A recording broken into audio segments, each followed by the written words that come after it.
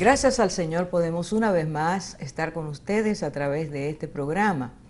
Y hoy tenemos un tema sumamente importante y necesario que los padres, los abuelos, la familia extendida, los maestros, todo adulto pueda conocerlo y conocerlo realmente en la dimensión que es. Quisiera introducir esto diciendo, a propósito del tema, que el salmista David escribió una serie hizo un perfil realmente de lo que las naciones hacen, muchas veces porque tienen una motivación incorrecta acerca de lo que significa ser nación y la responsabilidad que tienen ante Dios. Si tomamos los salmos del 9 al 14, nos damos cuenta que David habla de que se olvidaron de Dios, de que no tienen temor reverente, de que han hecho una especie de foso o trampa donde quedará su pie apresado. Y estamos viviendo una época sumamente difícil porque muchas naciones están estableciendo leyes, sus propósitos, motivaciones detrás de estas leyes, quieren imponer, quieren hacer cosas. Bueno, es casi una dictadura ideológica y los más afectados son estas generaciones que están emergiendo. Queremos en este día hablar de esto. Le pedimos que quede ahí en pantalla, le tenemos una sorpresa. Ahora nos vemos.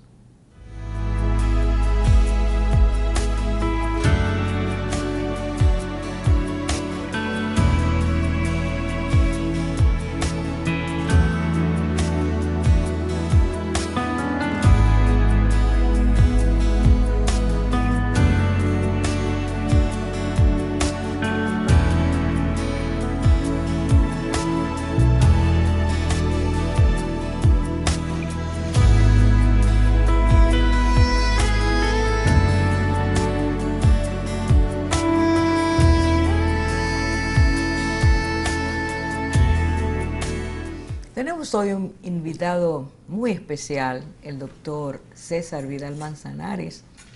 Es escritor muy prolífico, más de 150 libros. Es teólogo, es filósofo, es historiador, es muchas cosas. Y todo ese haber... Seguramente no todas buenas, además. Bueno, eso habría que evaluarlo luego, pero sí.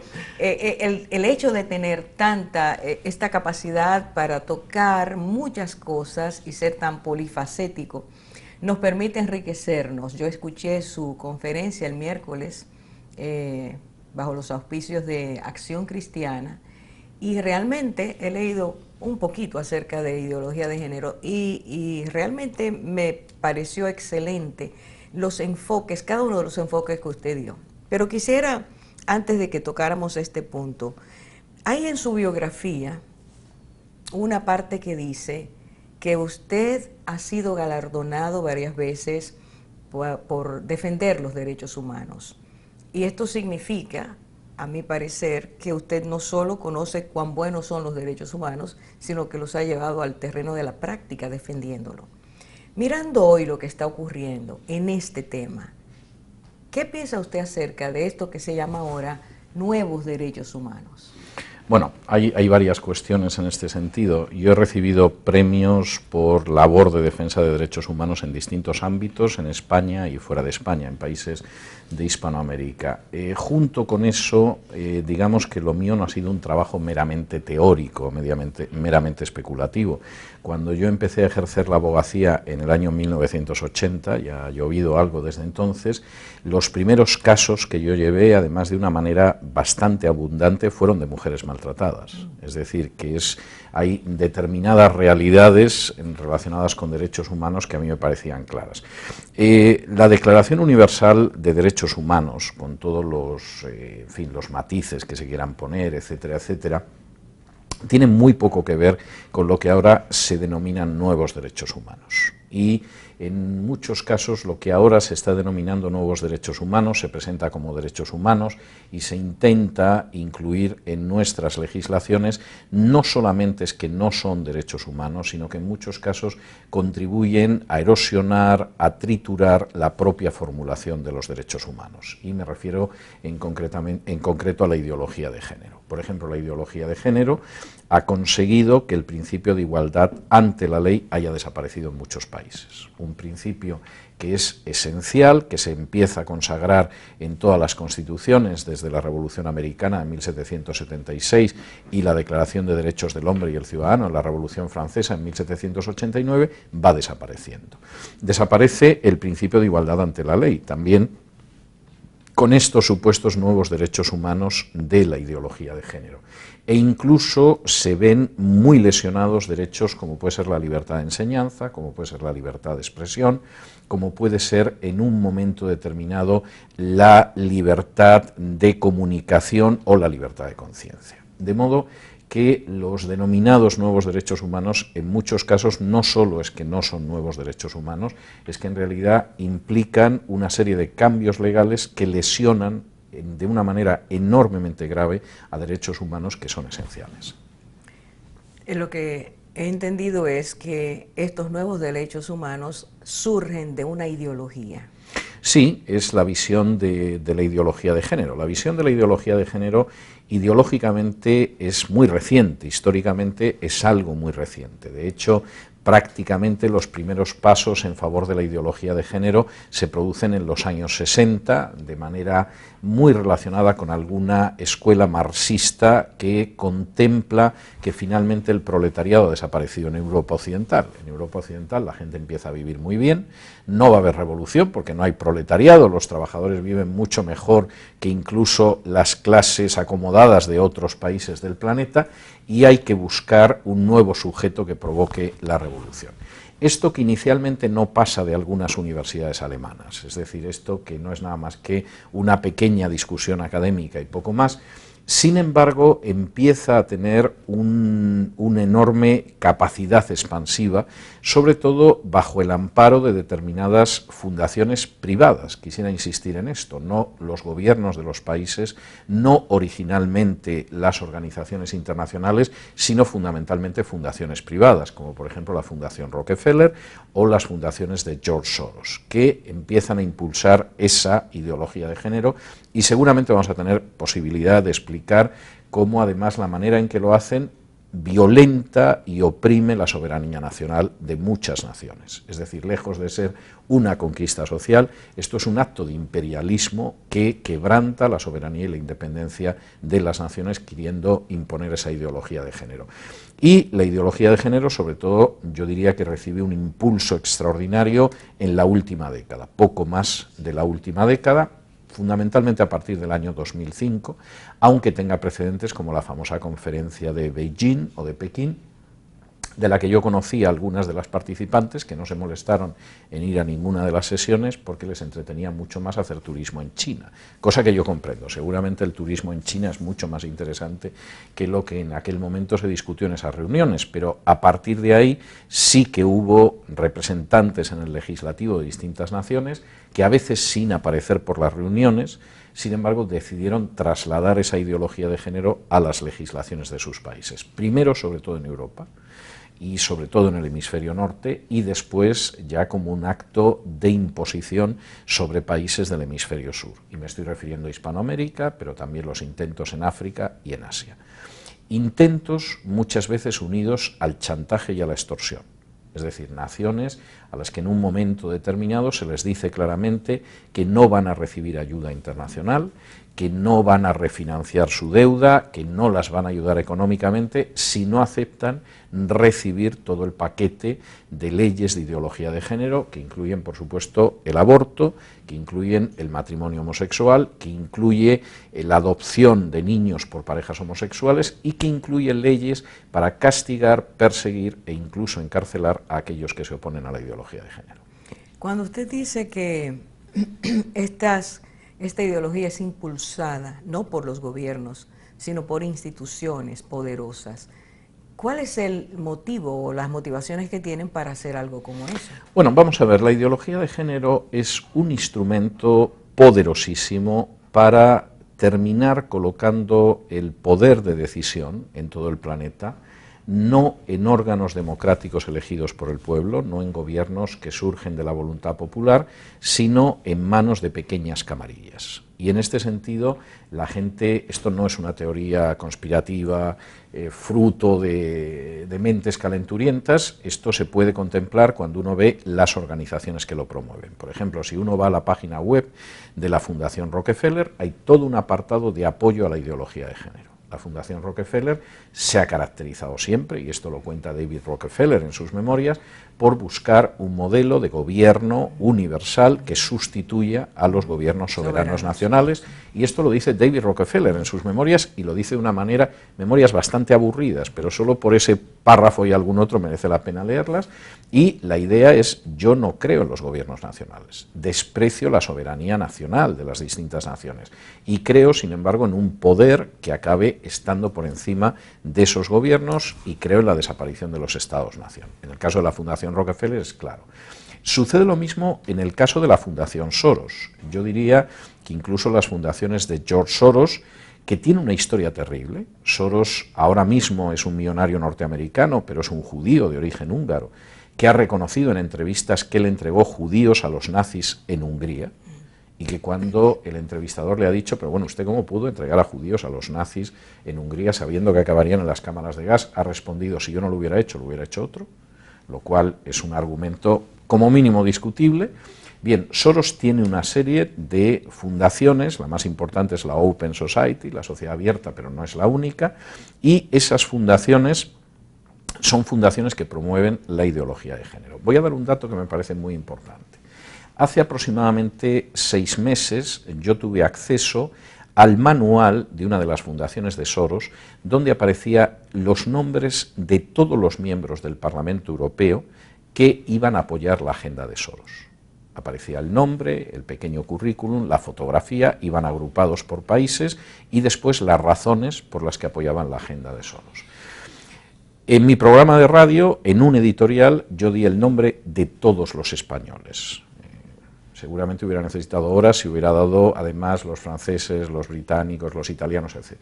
Pero hay varias cosas que son muy interesantes. Primero, esta no era gente de izquierdas, era gente que iba de la extrema derecha a la extrema izquierda. Es decir, Soros había conseguido tener apoyos en todo el espectro político. Desde la extrema izquierda hasta la extrema derecha había eurodiputados que apoyaban su agenda. Incluso los que eran, por ejemplo, independentistas en Cataluña o en Vascongadas en España, también estaban en la lista. Segundo, el número de diputados era más de la tercera parte del Parlamento Europeo. Es decir, hay una tercera parte del Parlamento Europeo que una de las fundaciones de Soros puede jactarse de que están impulsando su agenda. Vamos a hacer una pausa aquí. Sí. No se me vaya. No me voy. Volvemos de inmediato.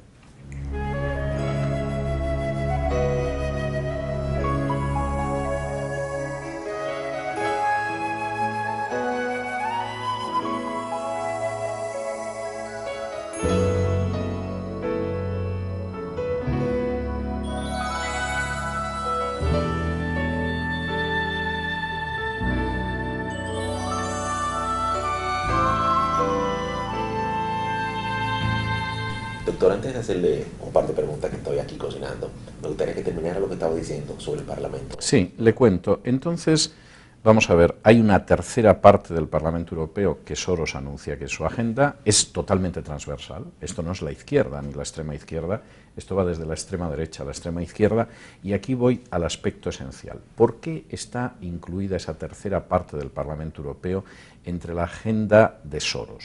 Pues lo dicen muy claramente. Cada vez que aparece el currículum de un eurodiputado, a qué se ha dedicado, etcétera, a continuación dice en qué apoya nuestra agenda.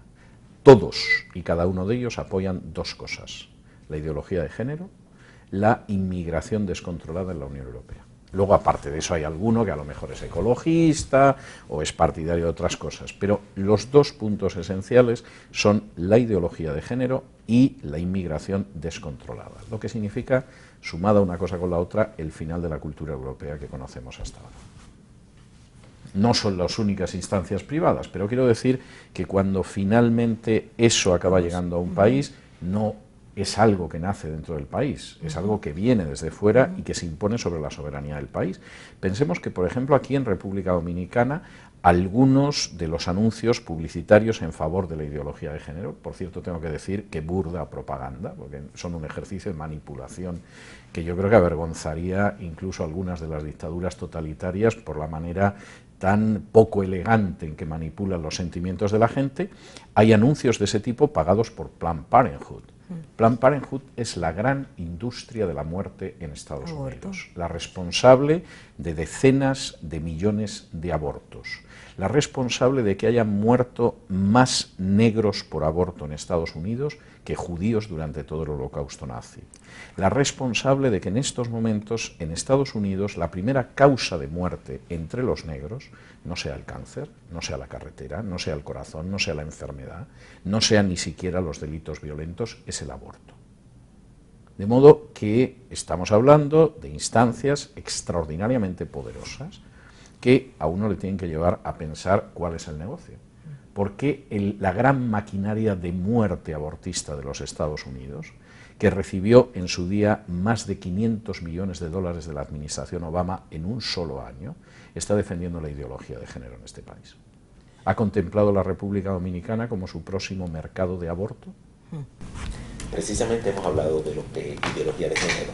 Para las personas que nos escuchan, doctor, sería bueno que usted nos dijera qué es ideología y cuál es el núcleo duro. Bien, la ideología de género parte de un supuesto que es verdaderamente notable. Si usted me permite, le voy a leer de manera textual del manifiesto de la contrasexualidad, porque explica esa visión de la ideología de género. Y dice así: los hombres y las mujeres son construcciones del sistema heterosexual de producción y reproducción que autoriza el sometimiento de las mujeres como fuerza de trabajo sexual y como medio de reproducción. La contrasexualidad apunta a sustituir ese contrato social que denominamos naturaleza por un contrato contrasexual. En este nuevo contrato, los cuerpos no se reconocen como hombres y mujeres, sino como cuerpos hablantes. Es decir, la idea de la ideología de género es que la naturaleza es un contrato social. No es en absoluto la naturaleza como la entendemos, que distingue entre un sexo masculino y un sexo femenino, sino que es un contrato social. O sea que para ellos la biología es... La biología es una gran enemiga de la ideología de género, porque evidentemente esto significa que en ese supuesto contrato social, que en algún momento de la noche de los tiempos, no sé cómo, contrajimos los seres humanos, de pronto además decidimos que eran las mujeres las que iban a dar a luz. No sé cómo sucedió eso, pero teóricamente eso sucedió así, y además las mujeres se vieron sometidas como fuerza reproductiva.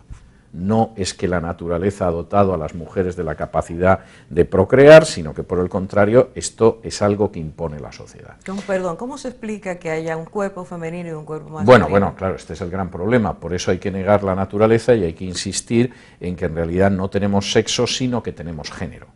Y el género es una construcción social. De tal manera que yo soy varón no porque haya nacido varón, sino porque la sociedad me ha asignado el género de varón. Y usted no es una mujer porque ha nacido mujer, sino que la sociedad le ha asignado, además, la peor situación dentro de la sociedad porque tiene el género femenino. Pero como el género es una construcción social, se puede cambiar. Es decir, yo puedo decidir que en realidad lo que soy es una mujer.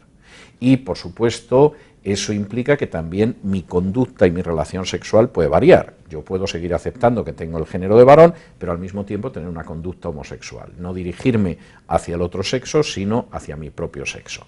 Esto plantea un gran problema de tipo meramente biológico y que, por supuesto, la ideología de género, como en general las ideologías totalitarias, intenta solucionar apelando al sentimiento. Es decir, si usted se siente una cosa, es que es esa cosa. Bueno, vamos a ver. Hemos llegado a tal punto que efectivamente, si yo en mi país de origen, que es España, digo que en vez de César Vidal, yo soy Cesárea Vidal, a mí me dan subvenciones estatales, aunque no me haya operado de sexo y siga siendo el mismo, pero me siento.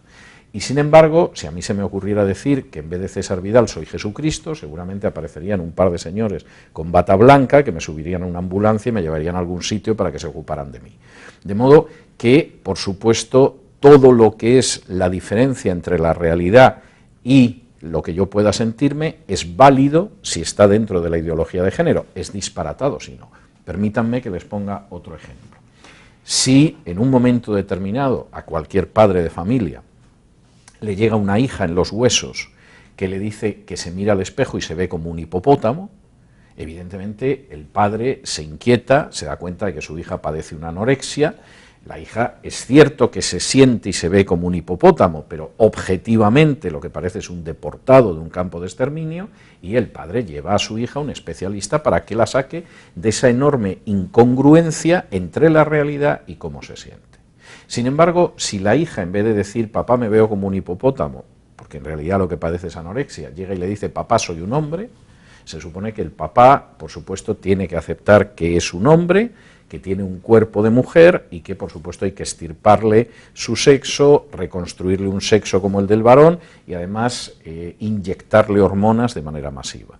Esto es fruto de la ideología de género, y quisiera decir que incluso con operaciones de ese tipo la naturaleza sigue gritando que un hombre es un hombre y una mujer una mujer. Si de pronto un varón decide que es una mujer, es decir, sufre una dolencia psicológica que tiene nombre y que se llama disforia de género, si un varón dice eso y se extirpa los genitales masculinos y le hacen una reconstrucción parecida a los genitales femeninos y le inyectan masivamente hormonas femeninas, el análisis cromosomático, el análisis genético sigue diciendo que es un varón, muy hormonado, pero varón, extirpado sus órganos sexuales, pero varón, con algo que se parece más o menos a una vagina, pero varón, y pasa exactamente en el otro sexo. Es decir, la ideología de género pretende que esa diferenciación natural es una construcción social, que podemos cambiarla cada vez que queramos, y que, por supuesto, la naturaleza, pues como aquí nos dice, no es nada más que una construcción social, eso que denominamos naturaleza, pero que es un contrato social. Esto es disparatado. En términos generales, no sorprende que no tenga antecedentes históricos.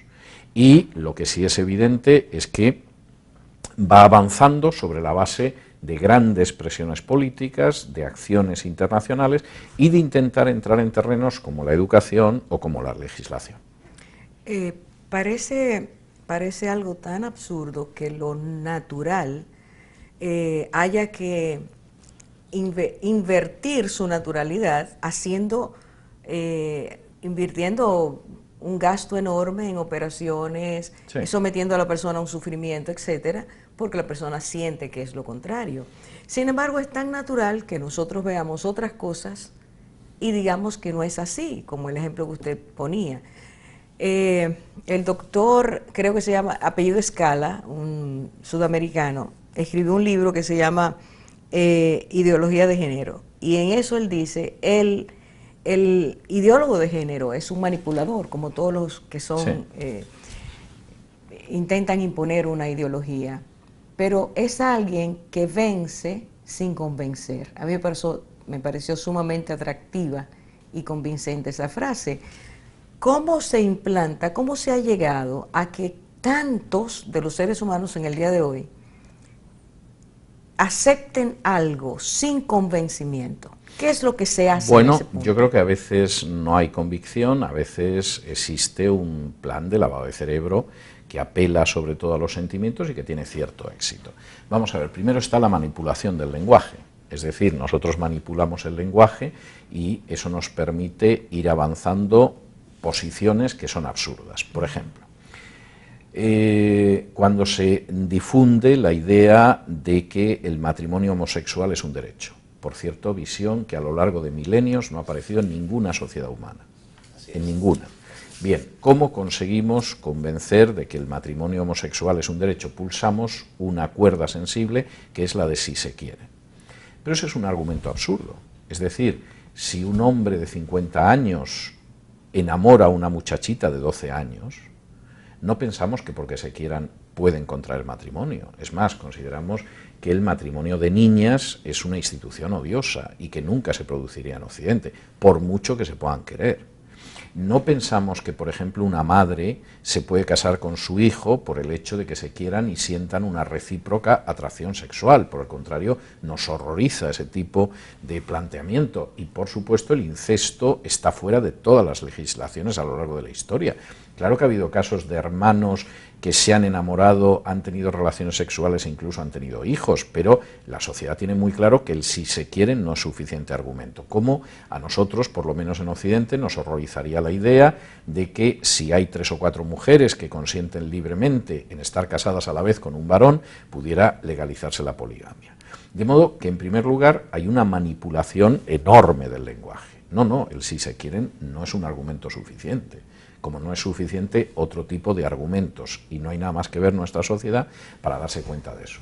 Pero luego hay un control enorme también de los medios de comunicación a escala mundial. Pensemos que la información que nosotros recibimos y que pensamos que se origina en Santo Domingo, o se origina en Buenos Aires, o se origina en Santiago de Chile, es una información que en más del 80%, y estoy hablando de las agencias que cubren radio, televisión, prensa escrita, series de televisión, películas de cine, dibujos animados para niños e incluso documentales, están en manos de solo 8 transnacionales.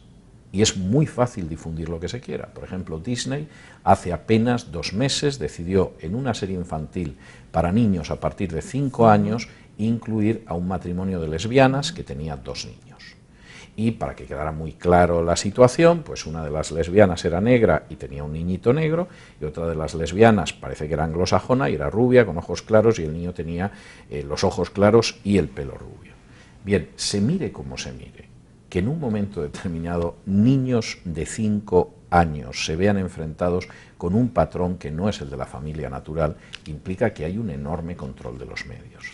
En el caso de la música es peor, porque en estos momentos aproximadamente el 90% de la música de consumo, no estoy hablando de la gente que escuchamos a Beethoven o a Bach o a Mozart, estoy hablando de la música que escuchan fundamentalmente los jóvenes, que aparece en los canales de televisión, etcétera, está en manos tan solo esa música en un 90% de 3 multinacionales.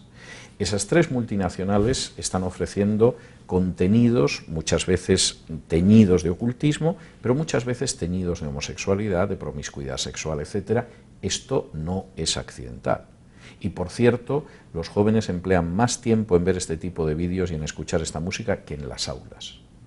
De manera que es bastante significativo. Y, por terminarlo, lo cierto es que además, bueno, en el caso de la pornografía son 3 transnacionales las que controlan el 90% de la pornografía en el mundo, y algunos de sus presidentes han dicho claramente que son anticristianos y que conciben la pornografía como un ariete, como un misil dirigido contra el cristianismo. Por cerrar lo que es la manipulación del lenguaje, se han creado palabras mordaza. En el curso de una conversación hay gente a la que de pronto le escupen la palabra "usted es un homófobo" y la silencian. O le dicen "usted es machista" y le silencian. Sexista. O sexista y lo silencian. Y el problema es que hay mucha gente que no quiere que lo silencien de esta manera. De modo que el papel de los medios es inmenso.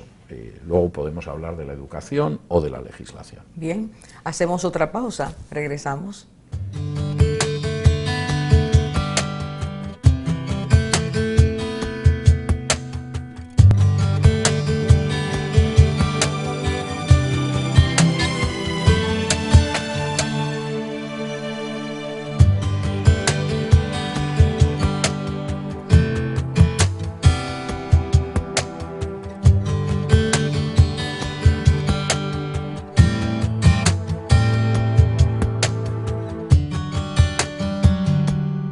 Doctor, hemos hablado mucho de lo que es ideología de género, pero nunca es suficiente. Ahora, la ideología de género está compuesta, esa frase está compuesta por 2 elementos particulares, lo que es la ideología y lo que es el género. Para las personas que nos escuchan, yo quisiera que definiéramos qué es ideología, qué es una ideología. Bueno, la ideología, por decirlo de una manera muy sencilla, es la manera en que vemos el mundo. Y generalmente la ideología a veces es más o menos totalizante, a veces pretende explicar todo, a veces la ideología solo pretende explicar algunas cosas. Es decir, hay ideologías de carácter económico que pretenden explicar los mecanismos de la economía, no van más allá, no se dedicarían a explicar la naturaleza humana ni cosas por el estilo. La ideología de género es una ideología totalitaria y totalizante porque pretende explicar todo. Es decir, aquí entramos en la naturaleza del ser humano, entramos en la composición de la sociedad, entramos en la desconstrucción, más que de construcción, en la desconstrucción de la familia, entramos en una nueva forma de legalidad, entramos en una doctrina de los derechos humanos que acaba con buena parte de los derechos humanos consagrados. Y en ese sentido la ideología de género es una auténtica cosmovisión, es una visión global. Y, por supuesto, recibe el nombre de género porque la base es esa visión de género que es totalmente contraria a la naturaleza. Yo me atrevería a decir que es incluso contraria al sentido común. En ese mismo orden de ideas, si las diferencias biológicas entre hombre y mujer no establecen el sexo, ¿quiénes están a cargo de redefinir los nuevos tipos de sexualidad y sobre qué fundamento lo están haciendo? Bueno, fundamentalmente los ideólogos de género serían los que establecerían las nuevas formas de género y los criterios sería fundamentalmente acabar, y además lo dicen de manera expresa, no es una suposición, es acabar con la familia natural y con la visión natural de la sexualidad. Esto llega a situaciones ridículas que, si no fueran tan trágicas, si no tuvieran consecuencias personales tan dramáticas, serían cómicas. Por ejemplo, hace cosa de 3 años, en Naciones Unidas creó una especie de comisario para la ideología de género, que por cierto ha dimitido hace muy pocas semanas, alegando razones personales, pero yo me imagino que fundamentalmente porque ha intentado imponer la ideología de género en distintos países y no ha tenido el éxito que se esperaba que iba a tener. Esta persona en concreto, bajo su mandato, llegaron a establecerse más de 150 géneros. Claro, cuando uno ve los géneros, uno se da cuenta de que los géneros pueden ser infinitos, porque claro, un género es el hombre que mantiene relaciones sexuales con una mujer, otro es la mujer que mantiene relaciones sexuales con un hombre, otro es el hombre que mantiene relaciones sexuales con personas de los dos sexos, al revés, la mujer que mantiene relaciones sexuales solo con mujeres, la que lo mantiene solo con hombres, el que no lo mantiene con nadie, el que mantiene relaciones sexuales con cualquier ser que haya en la naturaleza, el que no tiene ningún tipo de gana de mantener relaciones sexuales, el que no tiene ningún tipo de ganas de mantener relaciones sexuales, pero en estos momentos, porque pudiera ser que en otros momentos sí. Claro, si llegamos a 150 y tantos, podríamos llegar a 500. Es decir, claro, podríamos llegar a 500, porque claro, un género puede ser el hombre que mantiene relaciones heterosexuales con mujeres con gafas, el hombre que mantiene relaciones heterosexuales con mujeres que tienen que no llevar gafas, las mujeres, es decir, claro, podemos ir, cada vez que añadimos un elemento, esto se multiplica por docenas. Perdón, esto es un disparate. Pero significa eso que cada persona, como ellos dicen, elige lo que quiere, por supuesto, dentro de su formato personal. Por supuesto, y puede, por supuesto, en un momento determinado cambiar de esa situación. Por ejemplo, el manifiesto de la contrasexualidad, que es uno de los textos canónicos de la ideología de género, sostiene que lo ideal es cambiar de género varias veces a lo largo de la vida, lo cual, volvemos a lo mismo, si esto fuera simplemente un texto filosófico para discutir entre amigos mientras se toma un café, a lo mejor no tendría mayor importancia. Sí, el problema es el daño que esto ocasiona a mucha gente. Por ejemplo, esos papás que seguramente con la mejor intención del mundo, de pronto le llega un día su hijo o su hija y le dice: mira papá, aunque me llamo Manuel, yo en realidad me siento como Manolita. O aunque yo me llamo Carmen, en realidad yo me siento como Carlos. Y los padres, en vez de darse cuenta de que tienen un problema psicológico que se llama disforia de género y que está en los manuales de psiquiatría... Ya lo están quitando. Y efectivamente, claro, es que siempre hay una insistencia porque esto desaparezca. En una situación como esa lo llevan a un especialista, porque hay en muchos niños y en muchas niñas un proceso de maduración que de la niñez a la pubertad es de una cierta indefinición. Hay niños y niñas que no, pero hay otros que sí. No, el papá de pronto decide que esa criatura con 11 o 12 años se va a hormonar masivamente. Esto ya ha provocado protestas de médicos, en el sentido de decir: mire, yo no es que esté en contra del cambio de sexo, porque sí, pero si usted se pone a hormonar a un niño o una niña a esas edades, primero, su crecimiento natural normal, usted lo está torpedeando, lo está destruyendo. Segundo, el daño que usted ocasiona a ese niño y a esa niña en términos físicos es incalculable, no sabemos lo que va a pasar, porque el proceso de desarrollo de la naturaleza usted ha decidido tumbarlo. Pero además, y este es un dato que se oculta, si su hijo en un momento determinado se cambia de sexo, el índice de suicidio es casi 7 veces mayor que en el caso de niños y adolescentes que no cambiaron de sexo. Es decir, no piense usted que ayudando al niño a destrozar su naturaleza le está haciendo un favor y le va a evitar sufrimiento y problemas. No, usted está colocando a su hijo en la vía del suicidio. Y lamentablemente en una proporción de 7-1, casi, con lo que podría pasar con otro adolescente o otro niño. Claro, estamos hablando de cosas muy serias. Muy serias. Y lamentablemente la ideología de género tiene consecuencias muy dañinas y muy serias. No es simplemente una discusión y pensar, bueno, esto es una estupidez que se les ha ocurrido a 4 locos. No, no, esto tiene consecuencias muy serias y muy dañinas. Perdón, doctor, mientras hablaba me acordé del doctor Keynes, Emoni, Sí. que fue el que cambió la constitución natural de estos mellizos, y los dos terminaron suicidándose. No, claro, pero es que al final no podemos ir en contra de la naturaleza. Vamos a ver, pensar que un ser, nosotros somos un cóctel químico, entre otras cosas, que en el momento en el que se producen alteraciones puede tener consecuencias impresionantes. Cualquiera que haya tomado un psicofármaco que altera determinadas partes del cóctel químico que somos, sabe que se puede deprimir, que se puede poner a llorar, que se pone eufórico, que se duerme, y estamos hablando de una pastilla. Muchísimas mujeres saben que una vez al mes tienen una alteración hormonal que su estado de ánimo lo varía. Hay mujeres que prácticamente no lo notan y hay mujeres que se sienten deprimidas o más cansadas o más excitables. Es decir, eso es natural, somos un auténtico cóctel químico. Si ese cóctel, que ya de por sí tiene problemas a la hora de reaccionar en situaciones sin alterarlo, pretendemos que no le va a pasar nada cuando lo hormonamos y lo hormonamos en contra de la naturaleza, y a una mujer le inyectamos masivamente hormonas masculinas o a un hombre hormonas femeninas, es que somos unos irresponsables.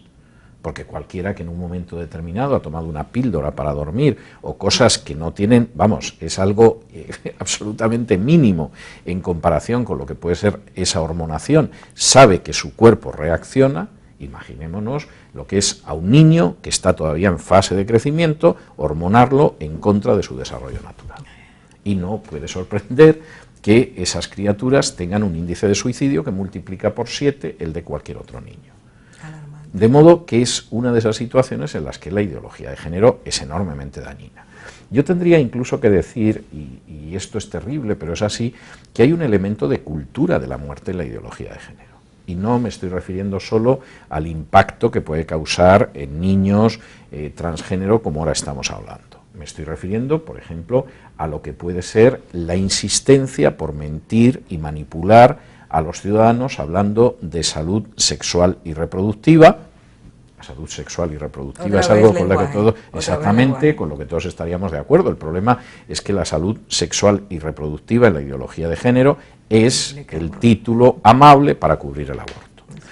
El efecto que tiene el aborto, y que es algo que vamos a ver, estamos viendo ya desde hace años, es un efecto pavoroso, es la muerte de una sociedad. En el caso, por ejemplo, de España, que esa ley de salud sexual y reproductiva empieza en el año 86, es decir, ya hablamos de una perspectiva de 30 años, el año que se aprueba esa ley en España solo hay 411 abortos. De modo que el aborto era una situación que había en España, pero digamos que estaba en unas cifras más o menos manejables. Seguramente con 411 abortos al año, si los poderes públicos se hubieran molestado en ayudar a esas 411 mujeres, el aborto hubiera podido reducirse a 0. Gracias a esa ley, en el año 1987 en España hay 16.206 abortos. De 411 a 16.206 en un año es terrible. Pero es que en estos momentos en España, desde hace más de una década, tenemos una media de 100.000 abortos al año. Ha sido un crecimiento geométrico. Ha sido un crecimiento exponencial. Y lo terrible del asunto es que en medio de esa situación, que es terrible, España ha llegado a una situación de quiebra demográfica en la que va a desaparecer. Es decir, cualquier cultura, cualquier nación tiene que tener un crecimiento de 2.5 para sobrevivir, es el mínimo. En 2.3, que quisiera aclarar que es el de la República Dominicana, el país está en el borde de desaparecer. Es decir, todavía es reversible. Con 2.3, si somos sensatos, el país puede llegar al 2.5 en la siguiente generación y sobrevivir. A partir de 2 está condenado. España tiene 1.1. ¿Saben ustedes cuál es la tasa de crecimiento de los musulmanes en España? 8.1. Ahora, ¿alguien puede creer que a la vuelta de 20 años la España que yo he conocido y en la que he vivido más de medio siglo va a existir? La Europa. Y por supuesto estoy hablando de España, pero el caso de Holanda es peor, el caso de Bélgica es peor, el caso de Suecia es peor, y por supuesto pequeñas naciones. Cuando digo pequeñas naciones hablo de naciones, por cierto, que tienen una población muy parecida a la de la República Dominicana, es decir, Hungría, Austria, de pronto dicen, si no nos protegemos vamos a desaparecer. Dinamarca está lanzando el grito al cielo. Por supuesto. Entonces, esto se lo debemos también a la ideología de género. No solo es la muerte de millones de inocentes en los abortorios, como los de Planned Parenthood, que está subvencionando a muchos de los que defienden la ideología de género en la República Dominicana y en otros países, sino incluso la desaparición de naciones enteras. El efecto de la ideología de género puede ser verdaderamente pavoroso. Desastroso. Pavoroso. Hacemos otra pausa. Vamos a aprovechar los últimos minutos en este tema.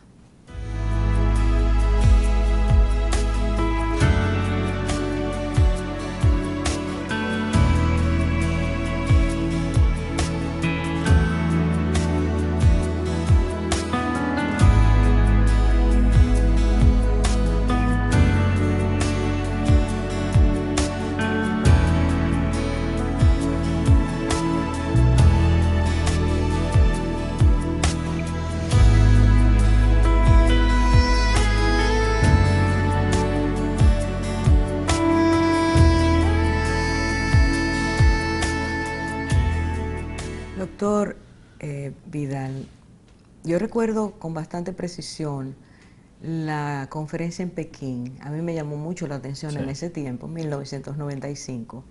Pero una de las cosas que siempre quedó en mí, no tenía en ese tiempo todo lo que hoy tengo en cuanto al conocimiento, es lo que ellos decían. Ellas decían la necesidad de deconstruir la familia, el matrimonio, la maternidad y la feminidad misma para que el mundo llegue a ser libre.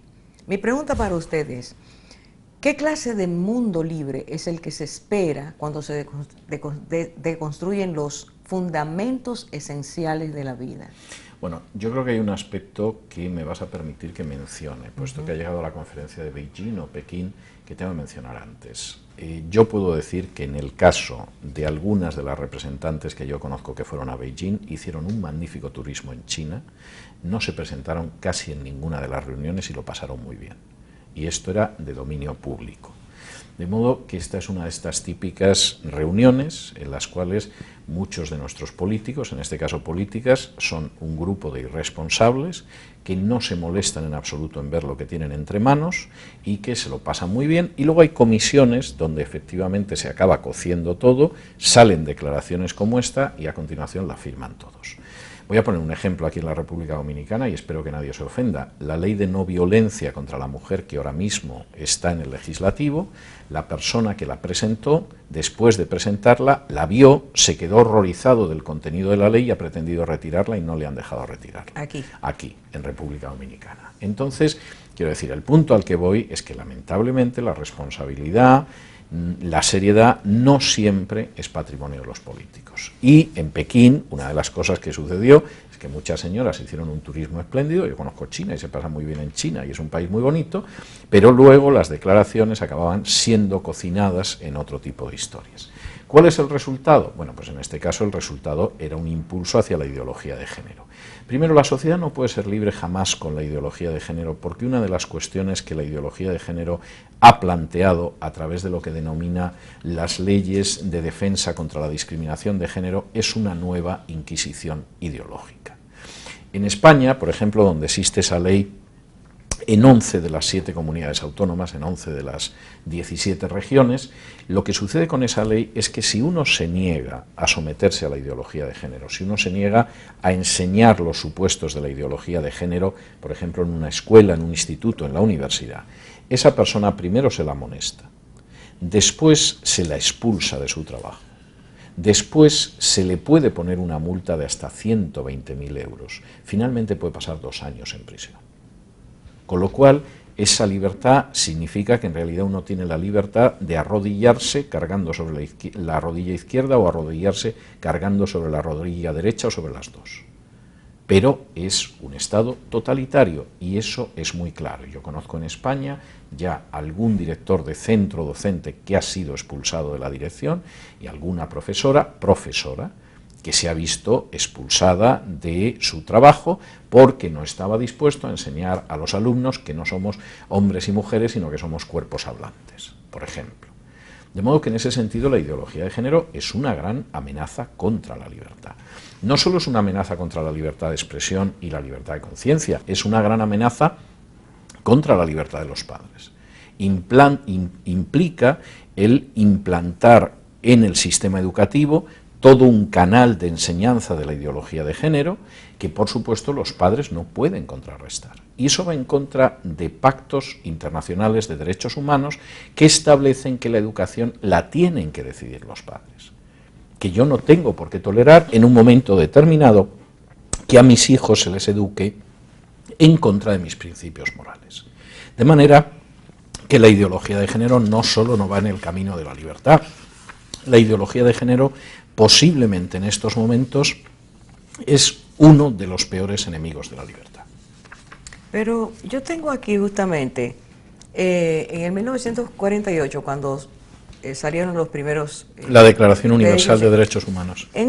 Creo que en el artículo 16 dice, la familia es el elemento natural y fundamental de la sociedad y tiene derecho a la protección de la sociedad y del Estado. Bueno, naturalmente, vamos a ver, la Declaración Universal de Derechos Humanos se le puede objetar que, por ejemplo, algún derecho en aquel entonces no quedará incluido, como era, por ejemplo, el derecho a la objeción de conciencia, aunque muchos consideraron que ese era un derecho que estaba incluido dentro de la libertad de conciencia. Pero es una declaración completa y, por supuesto, es una declaración sensata y habla del matrimonio y habla de la familia y habla de la protección de la familia. La ideología de género es totalmente contraria a esa visión de los derechos humanos e implica el final de derechos humanos, no solo en el terreno de la familia, sino de la libertad de enseñanza, en el derecho a la libertad de expresión y en el derecho, por ejemplo, a la libertad de los padres de decidir la educación de los hijos. Estamos en problemas. Estamos en inmensos problemas, es decir, es un movimiento inmensamente totalitario que quebranta y que viola la soberanía de las naciones. Porque en estos momentos muchas de las ayudas internacionales que hay que liberar en favor de países en vías de desarrollo, como es el caso de República Dominicana, se condicionan a que se acepten estas violaciones de derechos humanos de la ideología de género en el derecho interno. Doctor, usted ha mencionado que la ideología de género abarca diferentes aspectos de la sociedad, lo cual la lleva a ser algo casi totalitario, si no totalitario. No, totalitario totalmente, diría yo. De manera específica, en el aspecto de la educación, ¿qué pueden hacer los padres para retener el derecho, mantener su derecho de que sus hijos sean educados en su convicción moral o en su convicción espiritual? Vamos a ver, prácticamente todas las constituciones, en el caso de la Constitución de la República Dominicana es muy claro, deja dentro del arbitrio de los padres el contenido de la educación. Si yo no me equivoco, incluso creo que es el artículo 63.2 de la Constitución de la República Dominicana la que establece ese derecho. Yo creo que la gente en este país, como en otros países, tiene que defender sus derechos. Tiene que defender, en primer lugar, el derecho a la soberanía nacional. No hay ningún poder, aunque sea la Fundación Rockefeller, o el Comisariado para la Defensa de la Ideología de Género de la ONU, o la Secretaría de Estado de Estados Unidos, que tenga derecho a decirle a la República Dominicana o a cualquier otro país, aunque sea un país pequeño, lo que tiene que hacer. Porque eso es contrario al derecho internacional y es contrario a la independencia y a la soberanía nacionales. En segundo lugar, yo creo que tienen que defender sus derechos como padres. Es decir, evidentemente los padres tienen que hacer saber a los poderes públicos que no van a respaldar una actuación que les arranca el derecho a educar a sus hijos de acuerdo con sus convicciones, porque eso también está contemplado en los pactos internacionales de derechos humanos y es enormemente importante. Y en tercer lugar, y esto a mí me parece también bastante claro, evidentemente los padres no están dispuestos a dejar la autoridad que tienen de manera natural y reconocida internacionalmente sobre las acciones de sus hijos menores. Por ejemplo, que en una ley que se llama de manera manipuladora, mentirosa y canallesca, ley de salud reproductiva y sexual, pero que es simplemente una ley de muerte, una ley de aborto, se contemple la posibilidad de que una criatura puede abortar sin comunicárselo a los padres, es algo absolutamente intolerable. Que en un momento determinado, por ejemplo, para que un menor vaya a visitar un museo con su clase en la escuela, tenga el padre que firmar un permiso, pero para abortar, sin embargo, se diga que tiene derecho a no decir nada a sus padres y a no comunicarlo, es una monstruosidad jurídica y es un atentado contra el sentido común. Y evidentemente los padres no pueden consentir eso. Dentro del plan de la ideología de género de destruir la familia, evidentemente el camino es ese, pero la sociedad tiene que defenderse de eso. Y tiene que defenderse además por una razón muy clara, porque la base de cualquier nación es la familia. Déjeme ponerle dos ejemplos, porque hay gente que dice, bueno, pero esto es lo que piensan los cristianos, esto es lo que piensan los evangélicos, esto es lo que piensan los fanáticos religiosos. Primero, los evangélicos, los cristianos, la gente religiosa o la gente que simplemente quiere educar a sus hijos de acuerdo a sus convicciones son un porcentaje de la sociedad muchísimo mayor que cualquiera de los colectivos que defiende la ideología de género. De manera que en términos democráticos tienen mucho más que decir y mucho más que exigir a los legisladores que pequeñas minorías manipuladas desde el exterior. Pero es que en segundo lugar esto pasa en naciones que no son cristianas. Déjeme, por ejemplo, comentarle el caso de China. En China hay una oposición absoluta a la ideología de género. China tiene un régimen comunista y ateo oficialmente. ¿Por qué se opone a la ideología de género? No porque crean la Biblia, no porque sean evangélicos, aunque hay millones, no porque sean cristianos. Se opone a la ideología de género porque considera que la ideología de género va contra la familia y en el momento en el que ataque a la familia, ataca a la nación china. Y además los chinos lo explican de una manera que es escalofriante, pero a mi juicio muy acertada. Ellos recuerdan que hace casi 2 siglos, Gran Bretaña, que quería quedarse con la seda china, con los bronces chinos, con la porcelana china, pero los chinos no veían que los ingleses tuvieran nada que a ellos les interesara intercambiar. Entonces Gran Bretaña decidió meter la droga, meter el opio en China. De tal manera que nos vamos a quedar con vuestra seda, nos vamos a quedar con vuestra porcelana, con lo que nos gusta de vuestro país y a cambio os vamos a meter el opio. Y después de 2 guerras obligaron a China a abrir puertos solo para que entrara la droga en China y los chinos acabaran dentro de las guerras de la droga. Y eso significó un siglo que los chinos lo conocen como el siglo de la humillación. ¿Qué dicen los chinos ahora? Los chinos comentan, hace casi 2 siglos, este país fue destruido, fue esclavizado por una potencia extranjera, fue despojado por otras potencias porque nos metieron un veneno que era el opio. No vamos a permitir ahora que otro veneno, que es la ideología de género, destruya la familia en este país, destruya esta nación y de nuevo la coloque en la esclavitud y en manos de gente que simplemente la saquea. En otros casos el mensaje a lo mejor no es tan duro, pero es igual. Por ejemplo, en una entrevista reciente al presidente ruso Vladimir Putin, tampoco es un Estado cristiano, no es confesional ni cosa parecida, entrevista que le hace el director de cine Oliver Stone. Oliver Stone le dice, bueno, ¿por qué no permiten ustedes en Rusia que se haga proselitismo homosexual en las escuelas? Y Putin dice, mire, en Rusia no se persigue a los homosexuales.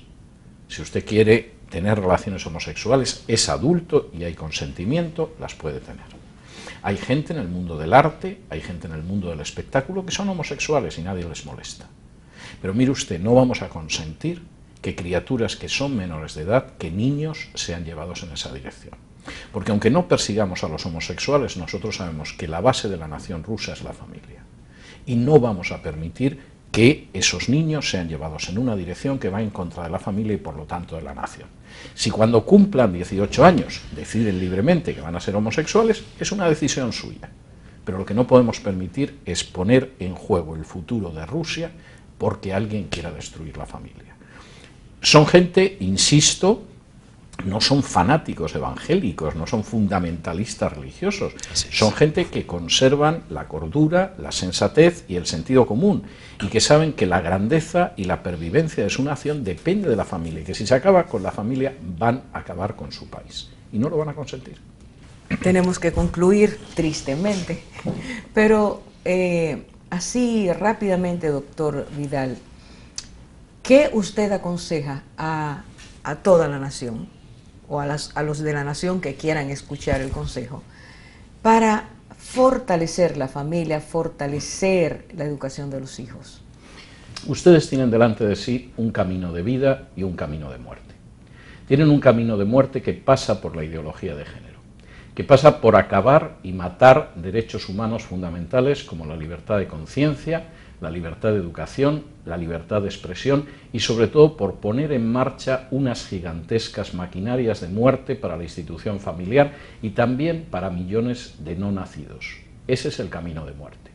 Y tienen ustedes también un camino de vida que pasa por vivir en familias naturales, armoniosas, donde efectivamente los hijos son criados para ser buenos ciudadanos y ya en el colmo de lo que sería beneficioso para también temer y obedecer a Dios. Ustedes tienen en su mano el caminar hacia una República Dominicana que puede verse destruida totalmente como nación por la ideología de género en apenas unas pocas décadas, o tienen por el contrario el camino de vida de ir hacia una nación que sea próspera y que esté asentada en valores como los valores que aparecen en la Biblia. Y esa decisión de tomar el camino de vida o de tomar el camino de muerte es una decisión de ustedes, no es mía, es de ustedes, para ustedes y para sus hijos. Muchas gracias, doctor Vidal. Muchas gracias, doctor. Muchas gracias por estar con nosotros y por esos buenos consejos. Oramos para que cada uno de nosotros pueda aquilatarlos y pueda llevarlos a la práctica. Que así sea. Una vez más, que Dios lo bendiga y lo proteja en este camino, llevando a tantas naciones este mensaje y haciendo que despertemos a una realidad. Que Dios nos guarde, sean bendecidos ustedes. Nos vemos próximamente.